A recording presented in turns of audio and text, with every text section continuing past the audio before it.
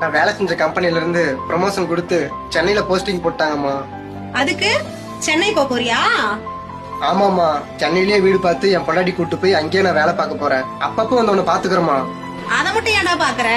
அவன் எப்ப என் வீட்டுக்கு வந்தாலும் அப்பயே தெரியும்டா உன்னை எப்ப வேணாலும் தனியா கூட்டிட்டு போயிருவானு.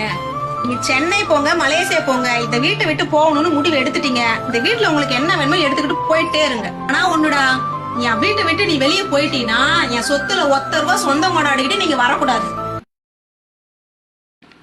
ஹலோ ஹலோ அண்ணா, அம்மாவுக்கு அம்மா அத்தை, அம்மா என்னமாச்சு உடம்புக்கு? என்னங்க பண்ணுது உடம்புக்கு? என்னமா சொன்னாங்க டாக்டர்? என்னடா சொன்னாங்க டாக்டர்? அம்மாவுக்கு உடம்பு சரியாகணும், ஒரு ஆபரேஷன் பண்ணணும்னு சொல்லியிருக்காங்கண்ணா. ஆபரேஷனா? ஆமாண்ணா, அந்த ஆபரேஷன் பண்ணனா 1 லட்ச ரூபா செலவாகுமாண்ணா. எனக்கு ரொம்ப பயமா இருக்குண்ணா. 1 லட்ச ரூபா ஆகுமா? என்னங்க எவ்வளவு செலவானாலும் பரவாயில்லங்க. இந்த செயினை கொண்டு போய் அடமானம் வச்சு அத்தைக்கு என்னவோ ஹாஸ்பிட்டல் போய் பாருங்க.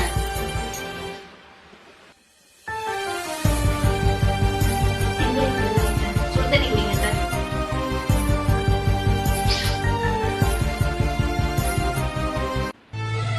அத்தை இந்தாங்க அத்தைக்கு.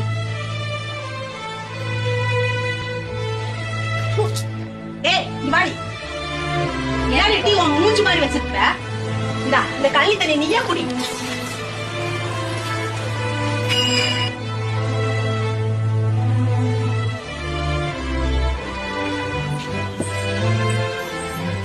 சோ அப்பா, என்னடி வீடு போட்டு வச்சிருக்க?